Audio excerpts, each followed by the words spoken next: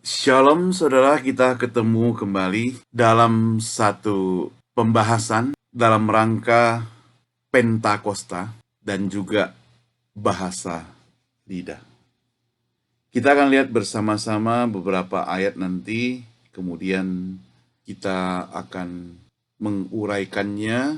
Bahasa lidah atau yang terjadi di dalam Pentakosta itu, saudara, pertama kali muncul pada hari Pentakosta.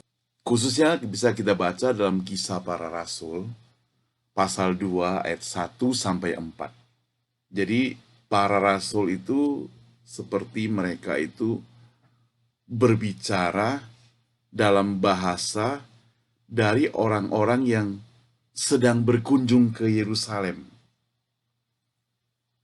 Kita mendengar mereka berkata-kata dalam bahasa kita. Jadi di garis bawah ya, dalam bahasa kita tentang perbuatan-perbuatan besar yang dilakukan Allah. Coba ini dalam Kisah Rasul pasal 2 ayat 11. Saya bacakan buat saudara Kisah Rasul pasal 2 ayat 11. Bunyinya demikian. Baik orang Yahudi maupun penganut agama Yahudi, orang Kreta dan orang Arab, kita mendengar mereka berkata-kata dalam bahasa kita sendiri tentang perbuatan-perbuatan yang dilakukan Allah. Jadi sekali lagi, bahasa kita sendiri berarti bahasa yang mereka mengerti. Rupanya ada orang asing yang datang pada waktu itu. Kalau di dalam Alkitab Kisah Para Rasul pasal 2 ada 15 kota atau dialek yang mereka pakai, mereka berdatangan. Ya, ada 15. Dan semuanya bisa mengerti karena para rasul itu bicara dengan bahasa mereka. Bukan bahasa yang aneh-aneh, tapi bahasa mereka. Ya. Di dalam bahasa Yunani, saudara, atau juga dalam bahasa Inggris diterjemahkan dengan lidah. Ya. Jadi secara harafiah disebut bahasa lidah. Sebagai terjemahan Indonesia disebut, kalau yang biasa kita sering dengar itu bahasa lidah. Karena itu saudara, karunia bahasa lidah adalah karunia yang berbicara di mana si pembicaranya tidak menguasai bahasa tersebut, tetapi karena Roh Kudus bekerja, si pembicara itu menjadi dapat berbicara dengan bahasa tersebut sehingga dia dapat mengajarkan sesuai dengan bahasa pendengarnya. Contoh misalnya saya tidak mengerti bahasa Dayak, saya pergi ke Kalimantan, saya melayani, kemudian tiba-tiba saya bisa berbahasa Kalimantan.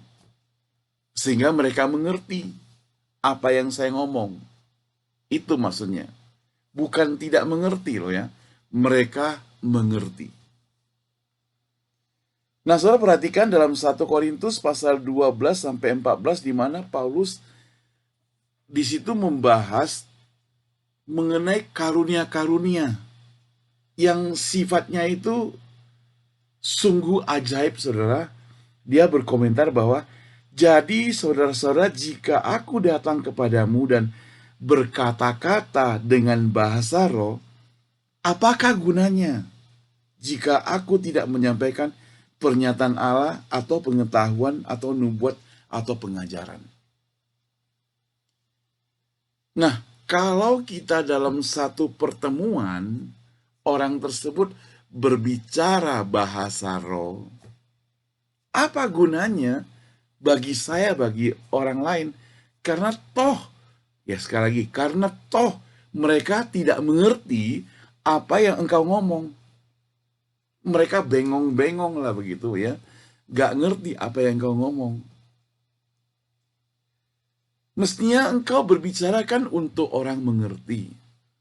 Sekarang kalau engkau bicara orang lain tidak mengerti, kira-kira gunanya apa? Bahkan celakanya saudara, tanda kutip, barangkali apa yang Anda omongkan itu juga Anda tidak mengerti, saudara. Karena pada waktu saya masih kuliah di Sumatera, waktu itu ada satu konferensi seminar.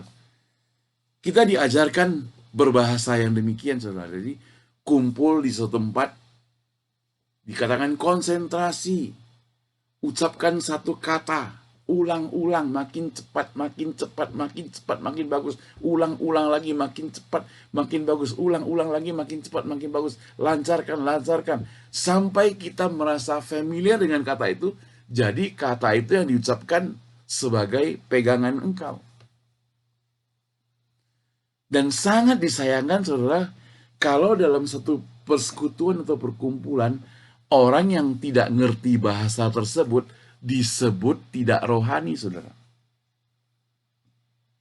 Sehingga orang-orang yang mengerti, atau bukan mengerti lah, orang-orang yang bisa bicara bahasa itu menganggap dirinya lebih rohani daripada orang lain.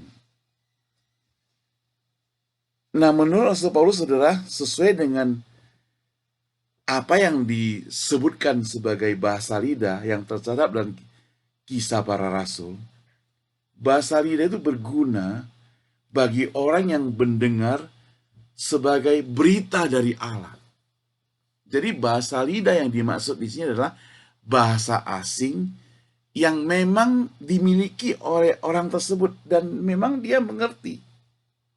Tetapi kalau tidak mengerti, maka tidak ada gunanya.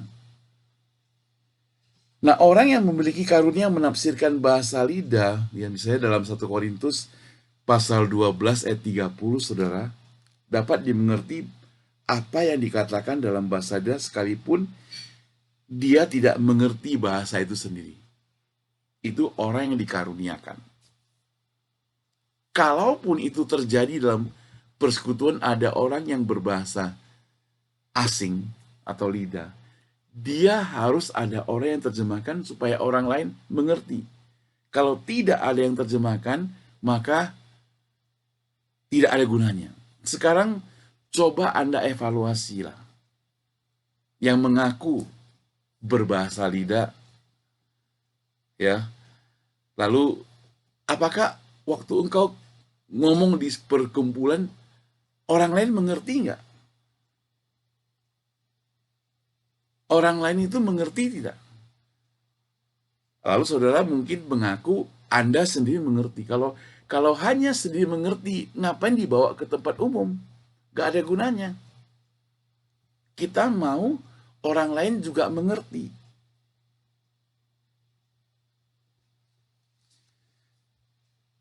Kesimpulannya bagi Rasul Paulus adalah bahasa lidah itu lebih jelas, tetapi dalam pertemuan jemaat, aku lebih suka mengucapkan 5 kata yang dapat dimengerti untuk mengajar orang lain daripada beribu-ribu kata dengan bahasa roh yang orang lain tidak mengerti. Coba dalam 1 Korintus 14 ayat 19. Saya bacakan buat saudara. 1 Korintus 14 ayat 19. Kalau saudara ada kitab boleh baca juga. 14 ayat 19. Tetapi dalam pertemuan jemaat, aku lebih suka mengucapkan 5 kata yang dapat dimengerti untuk mengajar orang lain juga daripada beribu-ribu kata dalam bahasa roh. Jadi cukup 5, yang penting orang mengerti. Pertanyaan sekarang, apakah karunia bahasa lidah berlaku untuk zaman sekarang? 1 Korintus pasal 13 ayat 8 itu kan berbicara tentang kasih, mengatakan bahwa karunia lidah sudah berakhir. Catat saudara, 1 Korintus 13 ayat 8, karunia lidah sudah berakhir, walaupun berakhirnya dihubungkan dengan datangnya yang sempurna. Sehingga dalam 1 Korintus 13 ayat 10, sebagian orang melihat berkurangnya nubuat dan berhentinya bahasa lidah sebagai bukti bahwa bahasa lidah akan berakhir sebelum yang sempurna itu datang. Jadi akan berakhir. Walaupun mungkin tafsirkan demikian, namun pendapat tidak jelas jika kita mau merujuk pada ayat ini. Sebagian orang merujuk pada ayat-ayat di Yesaya 28 ayat 11 yang mengatakan mereka yang dengan bahasa yang ada istilahnya, coba kita perhatikan. Yesaya 28 ya. Yesaya, coba saudara buka Yesaya 28. Saya bacakan buat kita. Yesaya 28 ayat 11 bunyinya demikian. Sungguh oleh orang-orang yang berlogat ganjil dan oleh orang-orang yang berbahasa asing. Jadi disebut sebagai yang berlogat ganjil, berbahasa asing. Yoel pasal 2 ayat 28, 29. Ini juga menunjukkan bukti, saudara, bahwa bahasa lidah itu adalah tanda datang dari penghakiman. Tapi melalui 1 Korintus 14:22, Paulus menjelaskan bahwa bahasa lidah adalah tanda bagi kita orang yang tidak percaya. Jadi kalau kamu pakai bahasa tersebut tapi kamu adalah orang yang percaya, maka jalan pikiran Anda itu aneh. Jadi menurut penjelasan ini, saudara, karunia bahasa lidah ialah peringatan bagi orang-orang Yahudi bahwa Allah akan menghakimi Israel karena penolakan mereka terhadap Mesias. Karena itu waktu Allah betul-betul menghakimi Israel dengan hancurnya Yerusalem pada tahun 70 AD di tangan Roma, karunia bahasa lidah tidak diperlukan lagi.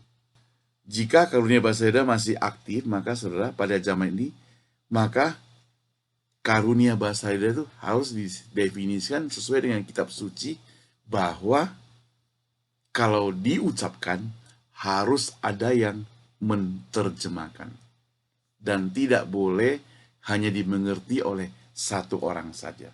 Jadi bahasa lidah itu harusnya merupakan bahasa yang dimengerti, karena itu bahasa asing. Mengkomunikasikan firman Tuhan melalui bahasa orang lain, itu kan berarti bisa dimengerti. Nah, saudara, bahasa lidah harus sesuai dengan perintah dari Tuhan, yaitu yang diberikan kepada Rasul Paulus. Jika ada yang berkata-kata dengan bahasa roh, biarlah 2 atau sebanyak-banyaknya 3 orang, seorang demi seorang, harus ada orang lain yang menafsirkannya. Jika tidak ada orang dapat menafsirkannya, hendaklah mereka berdiam, tutup mulut dalam pertemuan jemaat. Jemaat hanya boleh berkata-kata kepada dirinya sendiri dan kepada Allah, kalau dia tidak sanggup menerjemahkannya, saudara. Nah, sudah tentu Allah dapat memberi karunia bahasa lidah untuk memampukan orang tersebut berkomunikasi. Sudah pasti bisa. Tapi harus ada yang menerjemahkan. Kalau tidak, akan bikin kacau. Orang pikir dia tak ngomong bahasa apa. Bayangkan saja bagaimana produktifnya para misionaris, saudara, kalau mereka tidak perlu sekolah, belajar bahasa, tapi secara langsung bisa bicara dalam bahasa mereka sendiri. Namun nampaknya Tuhan tidak bekerja seperti ini. Sehingga para misionaris, mereka sebelum masuk ke negeri orang, mereka harus belajar bahasa mati-matian. Kalau engkau mau ke Afrika sebagai misionaris, engkau harus belajar bahasa Afrika. Kalau sebagai orang asing mau ke Indonesia sebagai misionaris, harus belajar bahasa Indonesia, bukan? Tidak mungkin sampai di sana mujizat terjadi lu bisa ngomong orang ngerti, enggak. Bisa nggak? Bisa, tapi Tuhan tidak melakukan itu, saudara. Saudara, bahasa lidah tidak terjadi pada hari ini dengan cara yang sama dalam perjanjian baru lagi. Sekalipun kalau itu masih terjadi, sangat berguna, saudara. Kebanyakan orang percaya mengaku bahasa lidah tidak melakukannya sesuai dengan definisi kitab suci sebagaimana yang kita jelaskan tadi. Jadi, ya, hanya menganggap bisa bahasa lidah begitu saja. Tapi entah dia mengerti atau tidak, kita nggak tahu. Taruhlah dia mengerti, maka itu berarti hanya dia saja yang boleh pakai. Dia mesti di tempat umum harus ngomong bahasa yang bisa dimengerti oleh orang lain. Kalau bahasa itu hanya membangun diri sendiri, mendapatkan pemahaman diri sendiri, maka tidak ada gunanya bagi tempat umum, saudara. Nah, inilah sedikit penjelasan saya mengenai Pentakosta dan bahasa lidah. Jadi kalau hari ini saya ditanya, apakah masih ada bahasa lidah? Saya bisa bilang, mungkin masih. Tapi bisa berakhir gak? Bisa berakhir. Lalu yang kedua, apakah bahasa lidah itu boleh diucapkan? Boleh saja. Tapi ada syaratnya, bukan di tempat umum. Kalaupun di tempat umum, itu berarti dimengerti oleh orang lain. Lalu bahasa lidah yang dimaksud di sini adalah bahasa yang kita ucapkan, itu artinya bahasa asing yang kita ucapkan, yang orang asing itu sendiri bisa mengerti. Kalau orang asing itu tidak ada tempat, ngapain kita ucapkan bahasa itu? Pakailah bahasa yang engkau dan saya bisa mengerti, sehingga kita bisa komunikasi, kita bisa bersekutu, kita bisa bersama-sama. Ngapain kita ucapkan bahasa yang tidak bisa dimengerti orang? Itu kan sama dengan zaman Menara Babel. Mereka ngomong dengan bahasa masing-masing, orang tidak mengerti, malah terjadi perpecahan, terjadi pertengkaran. Lalu engkau begitu sombong menganggap karena engkau bisa bahasa lidah, engkau lebih rohani daripada mereka yang tidak bisa bahasa lidah, tambah kacau lagi. Mudah-mudahan, saudara, kita bisa lebih memahami firman Tuhan. Tapi yang paling penting adalah, saudara, kita diselamatkan bukan karena bisa bahasa lidah. Kita diselamatkan karena percaya pada Tuhan Yesus sebagai juru selamat. Kalau engkau percaya pada Tuhan Yesus sebagai juru selamat, pribadimu bertobat dan berikan dirimu dibaptis, terima Roh Kudus pada Tuhan, maka engkau sudah mendapat keselamatan. Sampai ketemu, saudara. Kiranya Tuhan memberkati Anda. Kita berdoa, Tuhan, berikan pencerahan pada setiap kami, supaya kami lebih mengerti bahasa lidah. Supaya kami lebih mengerti tentang Alkitab. Supaya kami tidak sombong rohani kami. Supaya kami tidak merasa lebih hebat. Supaya apa kami yang omongkan, orang lain bisa mengerti, khususnya dalam mengabarkan firman Tuhan. Dengar doa kami, Tuhan. Biar kami pelajari, kami juga boleh mengerti. Dalam nama Tuhan Yesus, kami berdoa. Amin. Saudara, apa yang saya share ini adalah sebagian diadopsi melalui tanya jawab, ada jawaban.com, question.com, ya, dan beberapa pendidikan di Alkitab serta buku-buku yang saya baca. Jadi, kalau saudara dapat berkat, kiranya bisa di-share kepada orang lain. Sampai ketemu.